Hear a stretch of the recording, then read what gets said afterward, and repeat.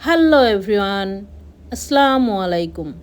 আজরিন ব্লগে আপনাদের সবাইকে স্বাগতম।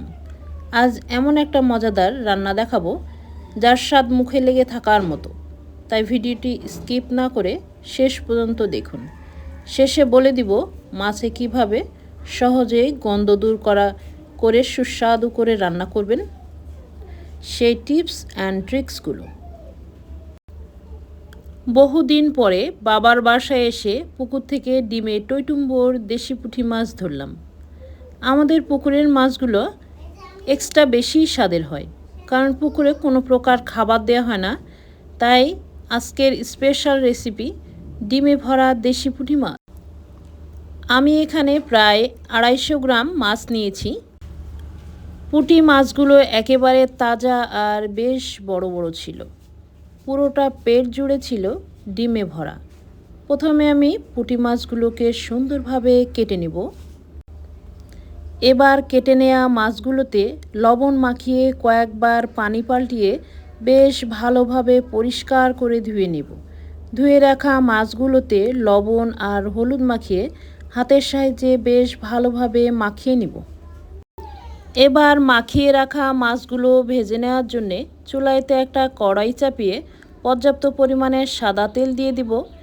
তেলটা ভালোভাবে হিট হলে মাখিয়ে রাখা মাছগুলো এক এক করে দিয়ে দেব। মাছগুলো এক পাশে ভালোভাবে ফ্রাই হয়ে গেলে আমি অপর পাশটা উল্টিয়ে দেব। এবার মাছগুলো ভালোভাবে দুই পাশে ফ্রাই হয়ে গেলে একটা প্লেটে আমি উঠিয়ে নিব।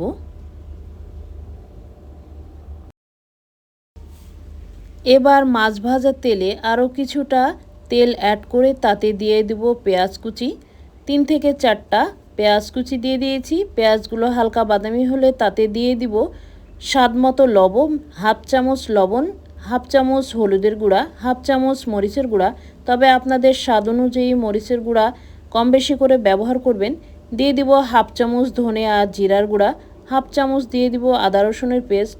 সব ধরনের মশলা অ্যাড করার পরে মশলাগুলো কিছুটা সময় কষিয়ে নিব। তাতে দিয়ে দিব ফালি করে রাখা 2 পিস কাঁচা আম। আজ আমি পুঁটি মাছগুলো কাঁচা আম দিয়ে চটকিয়ে রান্না করব। এবার সব উপকরণ ভালোভাবে কষানো হয়ে গেলে তাতে দিয়ে দিব আগে থেকে ভেজে রাখা পুঁটি মাছগুলো দিয়ে মশলার সঙ্গে কিছুটা সময় আমি ভালোভাবে কষিয়ে নেব। মাছ কষানো হয়ে গেলে তাতে দিয়ে দিব কিছুটা পানি।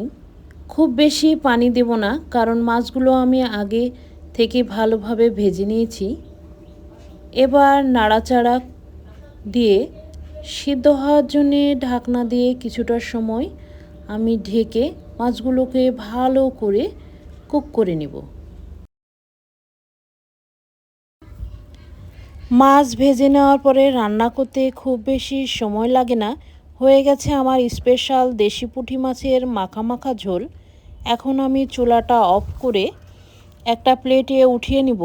এভাবে পুঁটি মাছ রান্না করে গরম গরম ধোয়া ওঠা ভাতের সঙ্গে পরিবেশন করুন। সকলেই খেয়ে আপনার প্রশংসা করবে আর বারবার করে রেসিপিটা চাইবে। আপনাদের ভালোবাসায় আজরিন ব্লগের অনুপ্রেরণা।